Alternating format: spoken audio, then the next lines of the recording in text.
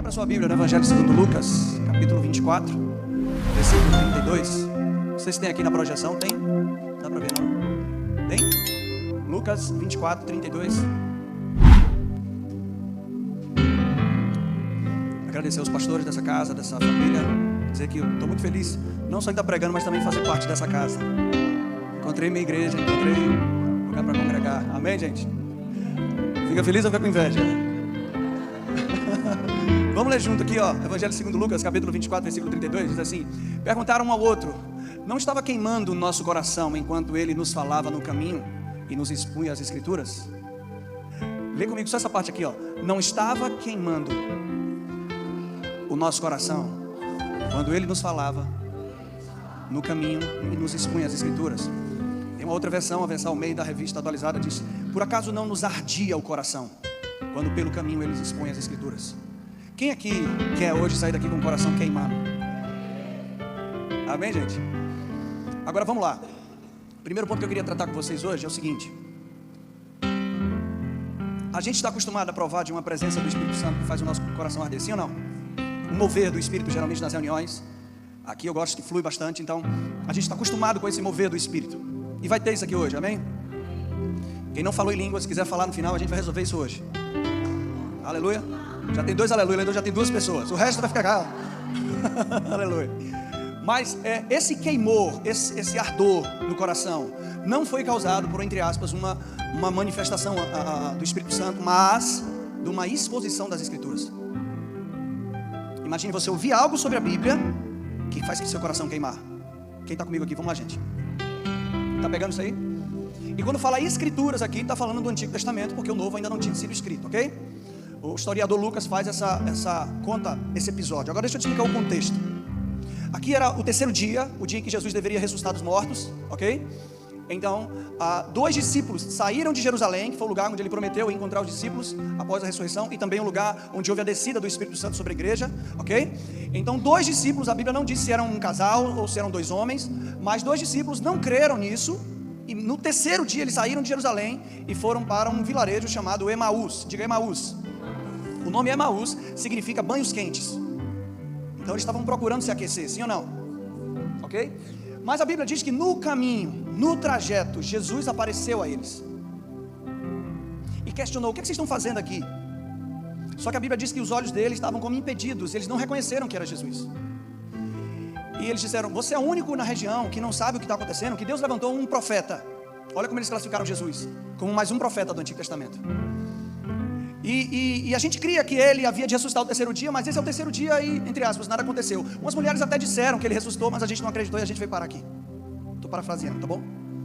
E Jesus repreende, ele diz: honestos e tardos, vocês que têm dificuldade de compreender as Escrituras, não convinha que o Cristo, não o profeta, que o Cristo padecesse e ressuscitasse ao terceiro dia? E a Bíblia diz que ele discorreu por Moisés e Elias. É a divisão do Antigo Testamento. Moisés escreveu o Pentateuco e Elias é uma representação do restante dos livros proféticos. Estão comigo? Jesus expôs o que nas Escrituras, o que no Antigo Testamento apontava para ele. Preste atenção. Jesus não fez uma leitura do Antigo Testamento. Ele expôs o que no Antigo Testamento apontava para ele. Agora, de Jerusalém para Emaús são 13 quilômetros. Imagine você passeando 13 quilômetros com Jesus. E ele dizendo: sabe aquele personagem ali? Sou eu, aponta para mim. Sabe aquilo que aconteceu? Também aponta para mim. Sabe isso? Imagine 13 quilômetros disso. Quem queria essa caminhada aqui? Quando eles chegam num vilarejo, Jesus toma o pão. Na verdade, Jesus fez menção de ir embora. Eles falam: não, fica mais um pouco com a gente. A gente está acostumado a ouvir legalismo e tradição judaica. E vem você dizendo que a Bíblia é sobre Cristo. E a Bíblia diz que Jesus tomou o pão, deu graças e deu a eles. Quando eles tomaram o pão, a Bíblia diz que os olhos deles foram abertos para reconhecer Jesus. Amém, gente? E Jesus desapareceu no meio deles. Um olhou para ele e a gente chega aqui no versículo 32. Diz: por acaso não queimava o nosso coração quando ele falava pelo caminho? Existe um tipo de revelação bíblica que queima seu coração, em primeiro lugar, que abre os seus olhos para olhar para a pessoa certa, e terceiro lugar, que traz você para o lugar onde você nunca deveria ter saído. E é isso que a gente vai tratar hoje. Deus vai queimar seu coração, vai abrir os seus olhos para ver Jesus e vai colocar você no lugar onde você nunca deveria ter saído. Amém? Agora, Que leitura foi essa que Jesus fez? Como assim o Antigo Testamento? Eu estou acostumado a trazer mais interpretações proféticas. Eu estou acostumado a comparar minha vida com José, com Elias, com Eliseu. Como assim, gente? O Antigo Testamento não conta toda a história da humanidade. Só conta fases e episódios específicos para te ensinar sobre o centro da salvação, que é quem? Quem é quem? Na mente de Deus, tudo já foi feito, já havia sido feito. A Bíblia diz que Jesus é o Cordeiro de Deus que foi morto desde a fundação do mundo. Ok? Então na mente de Deus, Jesus já tinha vindo.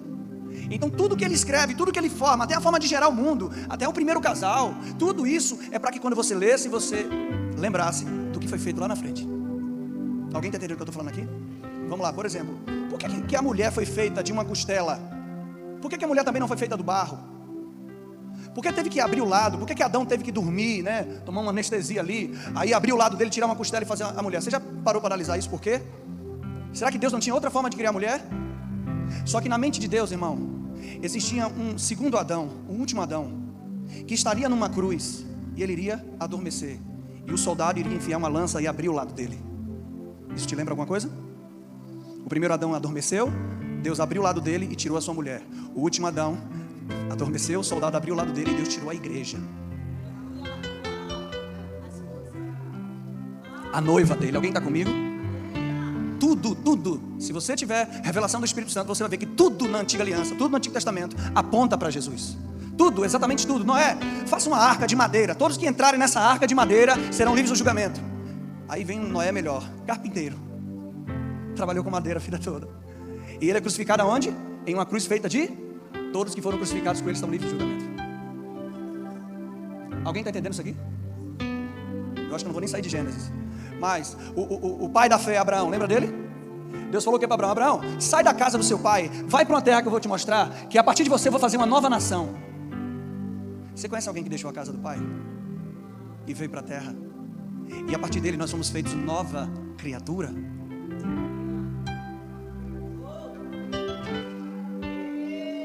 Já está começando a queimar aí? Desculpa a forma de falar, mas esse livro é o livro mais delicioso que existe no mundo, a Bíblia. Porque não é um livro religioso, é um livro de descoberta. Jesus está escondido ali em tudo, todos os episódios, todos os capítulos, todos os utensílios, todos os objetos, tudo é sobre ele. Eu nem preciso falar sobre Isaac, né? Que está claro. Isaac é um filho que foi entregue ao sacrifício. Lá no Moriá, a imagem que se tem é Abraão, pai, e o filho Isaac com lenha, diga madeira. Isso te lembra alguma coisa? Madeira nas costas, subir no monte? Vamos lá. Isso te lembra alguma coisa? Você lembra de quem? Só que no Calvário, o pai não estava com ele estava sozinho. E quando Abraão está pronto para sacrificar Isaac, um anjo bradou e falou... Na verdade, antes, quando Abraão está subindo o monte com Isaac, Isaac pergunta: pai, a faca está aqui, o cutelo está aqui, a lenha está aqui, mas onde está o cordeiro para o sacrifício? Essa pergunta ecoou sem resposta ao longo de milênios, até que surge João Batista, aponta para ele e diz: eis o que tira o pecado do mundo. Alguém está entendendo isso aqui agora, gente? Mas a resposta de Abraão é muito categórica, porque Abraão olha para Isaac e diz: meu filho, Deus proverá para si um cordeiro. Esse versículo me confundiu muito tempo, porque quem é que estava precisando de um cordeiro, gente? Não era Abraão? Ou Isaac, para não morrer, sim ou não? Mas Abraão respondeu: Deus proverá para si mesmo. Abraão não disse Deus proverá para você, ou Deus proverá para mim. Deus proverá para si. Então eu entendo que um cordeiro era necessário, não para Isaac, não para você, nem para mim, era para Deus.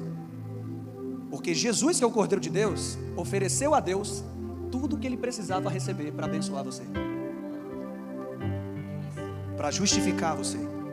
Por isso que agora não há necessidade mais de sacrifícios, não há necessidade mais de algo pesado para entregar para Deus, porque algo já foi dado para Deus, que é o sacrifício de Jesus. Quem está comigo aqui, gente?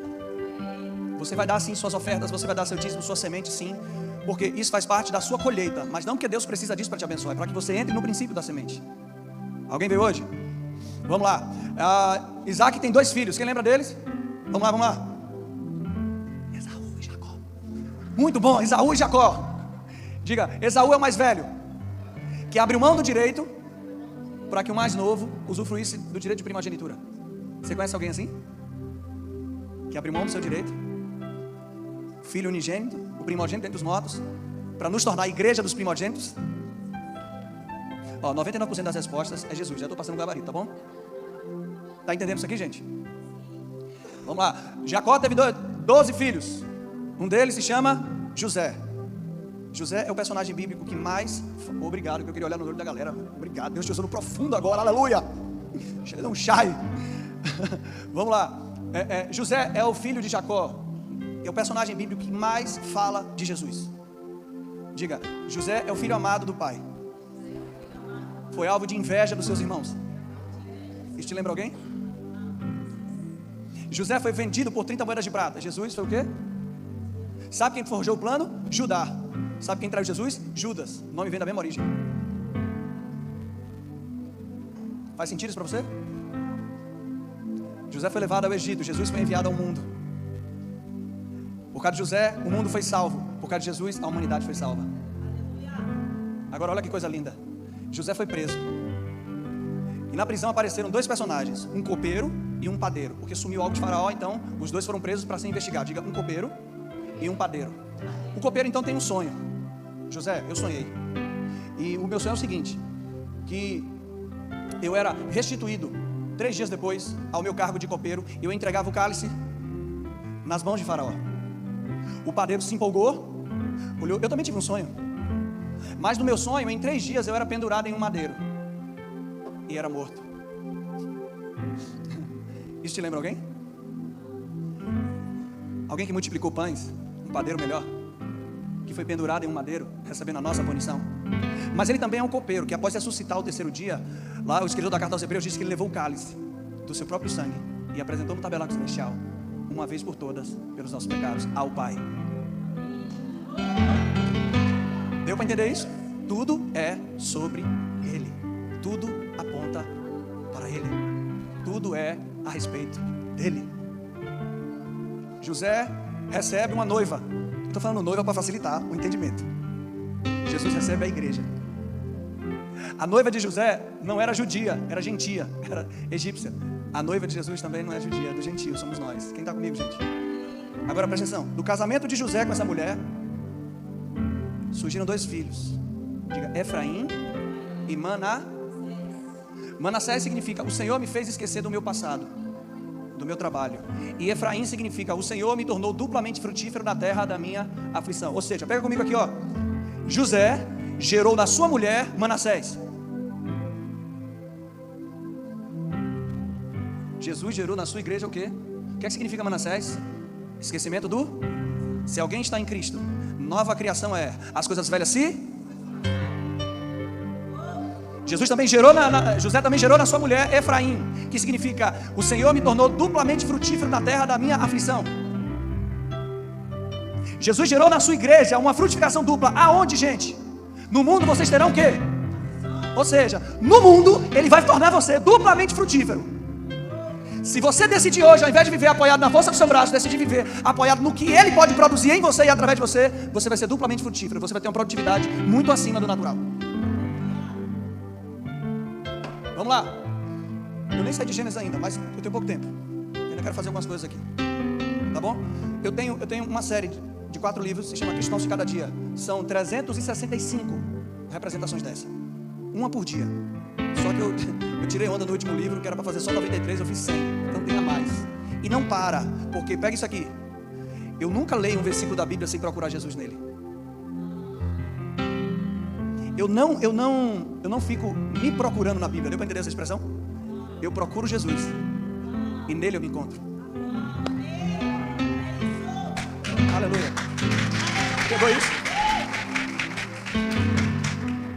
1 João capítulo 4, versículo 17 diz: Isso é aperfeiçoado o amor de Deus, para que no dia do juízo nós tenhamos confiança, porque assim como Jesus é, nós somos nesse mundo. Você não é uma versão melhorada do que você era. Você é uma nova criatura, criada exatamente como Cristo é, para viver a vida dele e manifestar a vida dele entre as pessoas. As pessoas não precisam de um Céu Fernandes, as pessoas precisam de um Cristo. Quem entendeu isso aqui? Uma das primeiras perguntas do Antigo Testamento, sabe qual é?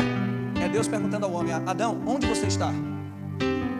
Sabe qual é a primeira pergunta do Novo Testamento? Aonde o Cristo está?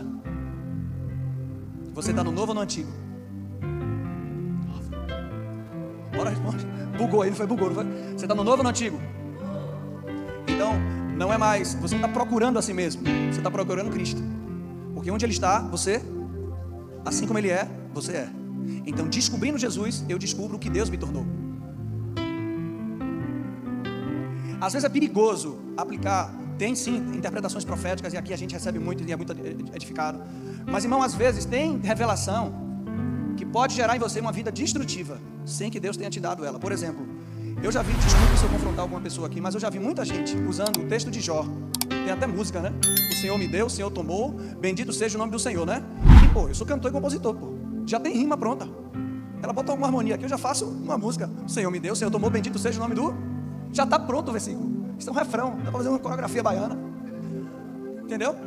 Mas, primeiro ponto que você precisa entender sobre esse o Senhor me deu. E geralmente quando as pessoas falam isso, atrelam algum tipo de sofrimento que elas receberam a Deus. Como se Deus fosse culpado por aquele problema, né? Eu, pra você ter ideia, eu tive um casal de amigo meu. A menina engravidou no 9º mês. Quando o bebê está para nascer, nasceu morto. Pense numa tragédia, um sofrimento. Eles estavam aguardando aquele bebê. E eu fui no hospital, não fui para fazer uma visita, eu fui lá para mandar o bebê ressuscitar. Porque eu não sou muito bom em funeral, essas coisas, né? De ficar, cuidado, eu não sou bom nesse negócio, não. Eu quero resolver o problema. Só que quando eu fui orar pelo bebê, o marido falou, Céu, não ore não. Eu falei, por quê? O Senhor me deu, o Senhor tomou, bendito seja o nome do Senhor. E eu quase disse para ele, cara, o que é que Deus quer fazer com um bebê desse no céu?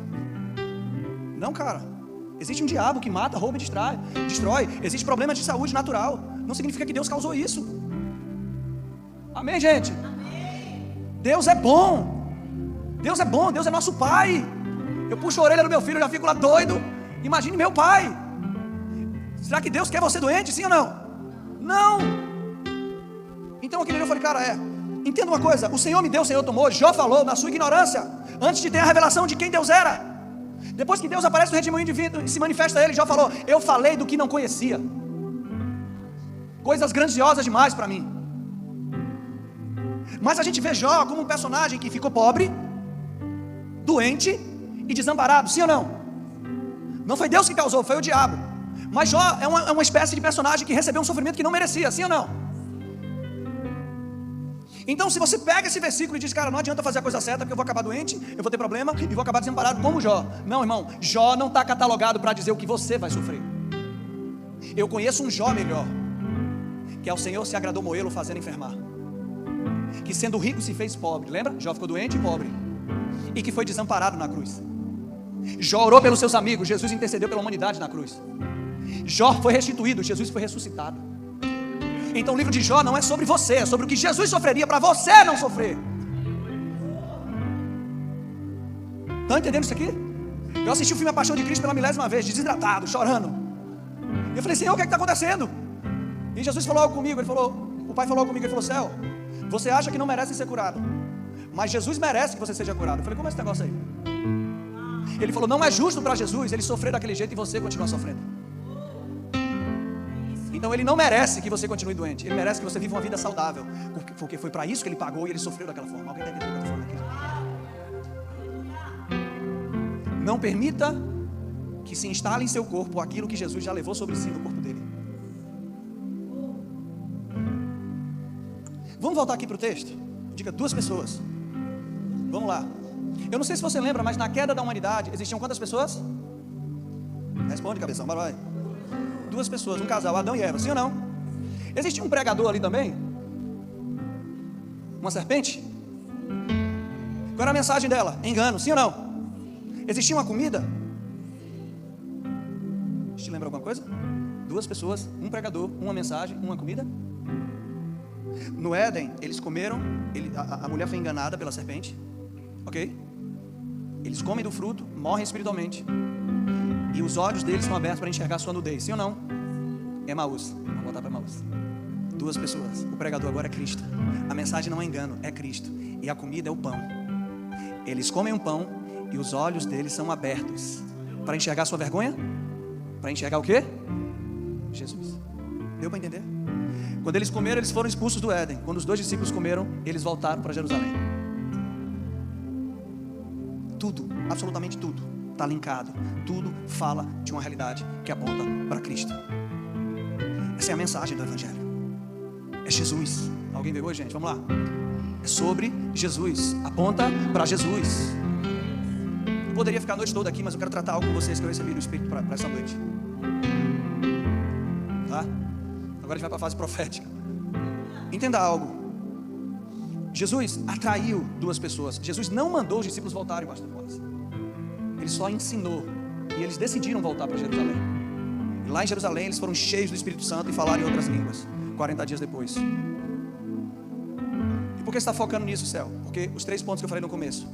A gente precisa aquecer o coração, ter os olhos abertos para ver Jesus e voltar para o lugar onde a gente nunca deveria ter saído.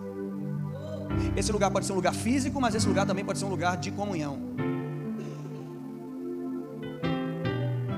E eu vou falar um pouco de mim agora, para você entender o que é que está acontecendo aqui hoje e nesse período. Quem é Céu Fernandes? Ex-cantor de axé, cantei 12 anos de música baiana, já fui cantor revelação no carnaval. Me converti ao Evangelho, saí da banda, me dediquei a pregar a mensagem do Evangelho. Comecei a pregar, eu prego há 15 anos. Comecei a escrever livros, eu sou escritor, eu tenho 8 livros escritos. Plantei uma comunidade lá em Salvador, na verdade 2, uma igreja eu pastoreei e liderei durante 9 anos. Ok, gente, ok? Casado com a mulher mais linda do mundo, há 11 anos, vamos fazer agora em março, 12 anos. Você fica feliz ou fica com inveja? Pai de 3 filhos, lindos filhos, graças a Deus, tá? Agora, eu não quero falar de mim, nem me gabar nisso. Eu até falei para o pastor Wallace que eu queria pegar todo o meu currículo, rasgar ele, porque nessa igreja eu quero ser ovelha. Amém? E por que você quer ser ovelha? Por que você quer estar aqui? Há 9 anos eu pastorei a igreja, mas há praticamente 2 anos atrás o Espírito Santo começou a me sinalizar: entregue a igreja.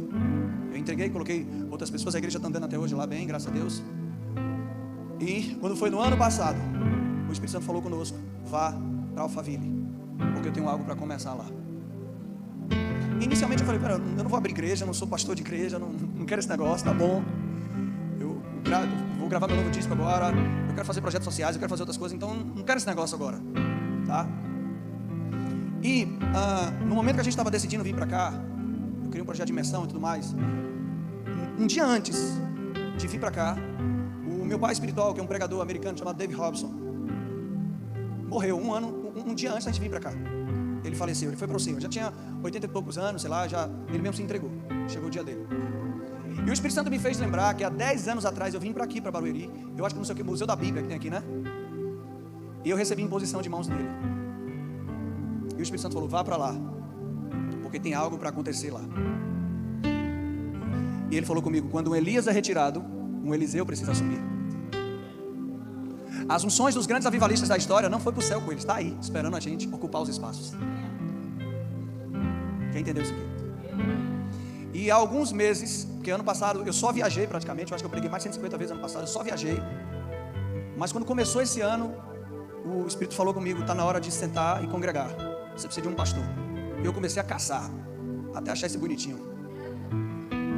E cara, deixa eu te falar, quando eu entrei aqui a primeira vez, eu olhei, eu não me encantei com a igreja, porque a gente é acostumado a ir em várias igrejas, né? Quando eu olhei para o casal, quando eu olhei para o pastor Wallace, eu falei para Carol: eu gostei desse cara. Ele me deu um abraço, houve uma conexão na hora. A gente tomou um café, eu conversei com ele mais as coisas. E a minha pergunta para você é: o que é que Deus está fazendo a ponto de tirar um cara que tinha uma igreja lá há 9 anos, tinha uma carreira lá, tinha um nome lá, e vir para um lugar começar do zero? Ou eu estou ficando maluco, ou alguma coisa está para acontecer em Alphaville. Alguém está entendendo? Parece que fica uma coisa: o pastor fala toda semana que vai ter um avivamento, que vai sair. Parece que a gente se acostuma a ouvir isso e trata como algo comum, mas irmão, está acontecendo uma coisa aqui. Eu conheço pessoas que estão vindo de todo o Brasil para esse lugar. Deus está fazendo algo. Talvez tenha sido plantado há 10 anos atrás por David Robson, qualquer um avivalista que passou por aqui, e a gente está colhendo isso. Mas o próprio casal dessa igreja estava com a igreja estabelecida lá em Petrópolis. Não fazia sentido vir para um lugar para recomeçar do zero. Aí traz uma Isa, traz um outro, peças específicas para um quebra-cabeça, onde Deus está montando. Ei, vocês estão falando, tem um casal ali que era do Espírito Santo, que me conhece, sabe? Eu sou o cara que mais profetizou sobre o que vai acontecer em Salvador, porque eu sou soteropolitano. Quem nasce em Salvador é soteropolitano. Sabe o que significa isso? Cidadão da salvação. Tem coisa mais profética do que isso? Sentiu inveja aí agora, sentiu inveja? Tem coisa mais profética do que isso, gente? Deus falou comigo, Isa, há 7 anos atrás. Céu, não pense que os estádios de futebol foram construídos para a Copa do Mundo ou Olimpíada. Está chegando um tempo em que espaços como esse não vão caber a quantidade de pessoas que vão ser salvas. Então você vai precisar dos estádios. E olha a coisa, o estádio de Salvador, o nome é Fonte Nova. É tudo profético. E eu estive em Salvador agora recente. Falei para ele, e eu estava assim no jogo do Bahia, meu time vai melhorar. E eu estava assistindo, eu pensando, Senhor, daqui uns dias isso aqui vai estar lotado e não é para futebol. Vai estar cheio de gente aqui, milagre, pipocando aqui de tudo quanto é canto. Eu só pensei, irmão, o menino que estava comigo falou, Céu, você está de olho aí, né? Eu falei, de olho em quem, rapaz? Você está de olho no que vai acontecer, né? O Espírito Santo falou comigo aqui agora, eu falei, Ele falou, olha ali para o lateral, a lateral onde fica o placar. É um vão assim, tem um placar em cima. Ele falou, ali vai ser o lugar onde a gente vai colocar as cadeiras de roda. Porque eles vão chegar aqui paraplégicos e vão sair daqui andando. 2 amém, o resto não crê, não tem problema não. Já tenho 2 para concordar na terra.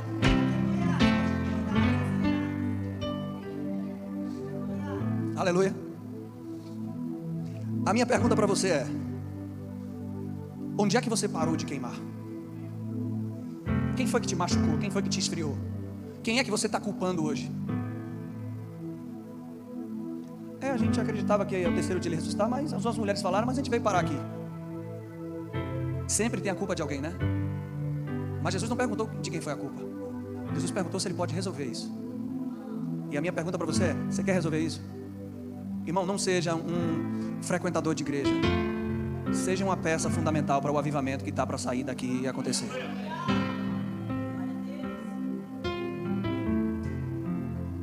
A resposta que você precisa hoje é: primeiro, queime por ele. Segundo, deixa ele trazer você para o lugar onde você nunca deveria ter saído. Existe sim posicionamentos físicos, geográficos, mas existem posicionamentos em Deus. Se você olha para o seu passado, você vê que você esteve melhor do que hoje. Vamos recuperar esse negócio. Vamos estar melhor hoje. Ok? Ok? E deixa ele abrir os seus olhos para colocar o foco no lugar certo. Aleluia. Eu orei tanto, Isa, para ver Jesus. Eu orei tanto. Senhor, abre os meus olhos para ver Jesus. Eu quero ver Jesus, eu quero ver Jesus, eu quero ver Jesus. E as orações de Paulo geralmente eram para isso, para que os olhos de entendimento fossem abertos. Senhor, eu quero ver Jesus. Que um dia, irmão, olha para mim aqui, deixa ele. Olha para mim aqui. Um dia, eu fui pregar mais uma vez no centro de recuperação de drogados que eu pregava. Um rapaz pediu para fazer parte para eu fazer uma visita para ele mais tarde. Vem aqui de tarde para conversar comigo.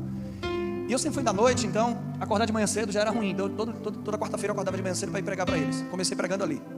Eu vi milagre. Se você não crê em milagre, você chegou atrasado. Porque eu vi gente sendo ressuscitada. Eu vi eles orando. Eles diziam para o dono do centro: a gente quer comer camarão hoje. E o dono do centro falava: então vamos orar. Eles oravam, chegava a gente: Deus mandou vir aqui e trazer esses sacos de camarão. Senti inveja aqui, muita inveja. Deu para entender? E eu acabei saindo de casa, tomei um banho, voltei depois, fui visitar esse cara. Diga, eu visitei. Quando eu chego em casa, meia hora depois, eu me joguei na cama cansado. Uma presença tomou um apartamento. Meu travesseiro, geralmente a gente dorme com o travesseiro na horizontal, mas ele estava na vertical. E quando eu tentei mexer o meu corpo, eu falei, não consegui, eu falei: Senhor, você está aqui. Eu não conseguia me mexer. Eu entendi o que João diz em Apocalipse, que quando eu o vi, eu caí como morto. Irmão, acredite, ele sentou na outra ponta do travesseiro. E o ar faz a outra ponta o quê? A minha cabeça fez assim, ó. Eu falei: você está aqui, meu Deus. Só que eu não conseguia me mexer. Até que eu fiz força, mexi e toquei numa perna. Toquei nisso. Eu falei: Senhor, eu oro tanto tempo para ver Jesus e você... Por que eu vi hoje? Porque ele falou: tudo é semente. Você foi visitar alguém, eu visitei você. Entendeu isso aqui? Essa revelação me mudou tanto que eu já tive no mínimo 2 experiências de pessoas, quando eu estou pregando, falando alguma coisa, as pessoas não conseguirem me enxergar, mas conseguirem ver Jesus. De eu ficar aqui imóvel sem conseguir falar, e a pessoa: Jesus, que bom que você veio na minha cidade. Eu não estou falando de menino espiritual, estou falando de pastores. Você entende? Essa revelação de Jesus, você olha tanto para Ele e você acaba sendo transformado nele. E aí milagre começa a acontecer. Numa reunião dessa, eu pregando, pau quebrando a unção, veio uma senhora, uma mulher com uma senhora na cadeira de rodas, olhou para mim, tipo assim, não falou nada, só falou, faça alguma coisa. A mulher não estava só paralítica, ela estava atrofiada. E eu falei, senhora, a senhora consegue falar comigo? Ela, sim, meu filho, eu consigo. A senhora consegue ler a Bíblia? Ela falou, consigo. Então leia comigo aqui Isaías 53, versos 3. Ele levou sobre si as nossas dores, pelas suas feridas fomos sarados. Eu falei, senhora, o texto está dizendo que você vai ser curada ou já é curada? Ela leu de novo. Pô, meu filho, está dizendo que eu já sou. E bem baiano, né? É mesmo. Lá, então você já é curada? É, eu sou curada. Eu vi que o semblante dela começou a mudar, a boca já começou a desentortar. Eu falei, pronto, a senhora está pronta para andar. E eu tirei aquele negócio da frente da cadeira de roda, peguei na mão dela e falei, pronto, vamos andar. Ela levantou e começou a andar. Céu Fernandes poderia fazer isso? Não. Ele pode? Ele está onde agora? Isso aqui é uma reunião de Cristos. Se cada um descobrir a sua identidade, descobrir o que pode fazer e o que tem, essa cidade vai virar um ponto turístico de milagre e uma catapulta de avivamento. Sabe o que é isso? Pessoas vão ser formadas. Eu vi isso, cadê o pastor Wallace? Eu vi isso aqui, pessoas sendo formadas e sendo enviadas, lançadas. Dessa igreja aqui vão nascer mais outras centenas de atitudes, porque você vai ser preparado rápido, porque esse aqui vai ser um celeiro. Deus não me tirou da minha cidade, da cidade que eu amava. Quem conviveu comigo sabe que eu amo Salvador. Não sairia de Salvador se Deus não falasse comigo, se não tiver acontecendo algo aqui, irmão. E Ele me direcionou especificamente para estar com vocês. Eu não estou falando de pregar só, não. Estar aqui, sentar aqui e aprender. Mas eu queria pedir para você, não fique distraído como aqueles dois discípulos de Emaús. Vamos ver para onde é que a gente vai. Vamos procurar uma forma natural de se aquecer. Não. Volta para o lugar da ressurreição. Volta para o lugar onde Deus mandou você permanecer. Fique aí até que o meu Espírito seja derramado sobre você. Uma das características de fé é perseverança. Permaneça naquilo. Agora, se por algum motivo você foi ferido, foi machucado, deixa eu te falar, eis aqui alguém que foi muito machucado pelo sistema religioso. Mas Jesus nunca me machucou. Jesus nunca teve nada a ver com quem fere, com quem machuca, com quem adultera a palavra dele. Com alguns representantes que não representam nada, mas ele nunca teve a ver. Jesus nunca machucou você, então não tem culpa de nada. Então, se você não quiser ir para aquela igreja que te feriu, beleza, mas não deixe de se relacionar com Jesus não, porque não tem nada a ver com isso. Existem pessoas que estão aqui, têm chamados atrofiados, gente, que precisa ser despertado hoje para isso. Não, deixa eu quieto aqui, não quero fazer nada. Foi o que eu disse para o pastor Wallace. Ele falou, não, você vai pregar quarta-feira. Eu falei, hã? Já? E começou a se cumprir. Eu falei, tá bom, pastor, você é meu pastor, eu só estou aqui para obedecer. Deu para entender isso aqui? Quem está precisando ser despertado hoje aqui? Vamos começar? Cadê o grupo de louvor? Chama eles aí. Quem aqui nunca foi cheio do Espírito Santo a ponto de falar em outras línguas? Você nunca falou em outras línguas e você deseja muito falar. Você deseja muito liberar essa linguagem sobrenatural de oração. Se existe alguém, ou você orou uma vez, nunca mais orou, ficou na sua, não gostei, sei lá. Tem alguém aqui? Se tiver, sai do seu lugar, vem aqui na frente para a gente resolver isso. Bora, eu sei que tem gente aqui que precisa disso. Não fique com vergonha.